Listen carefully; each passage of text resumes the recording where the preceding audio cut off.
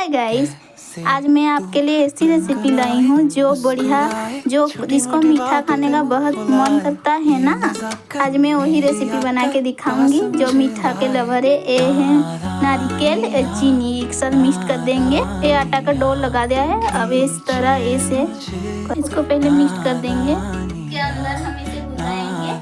नारिकेल का पूरा जो मैंने चीनी के साथ मिला लिया था, अब इसे इस तरह अब इसे बेल लेंगे। इस तरह ऐसे इसको बेल लेंगे।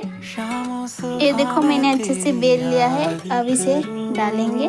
जिसको तुरंत मीठा खाने का मन करे ना, ये बना सकता है। पेट भी भर जाएगा, मन भी। ऊपर से घी लगाएंगे। ये देखो हमारा पराठा तैयार हो रहा है। एक भी तैयार हो गया। ये देखो हमारा नारिकेल पराठा तैयार हो गया। अंदर कितना सुंदर फीलिंग है।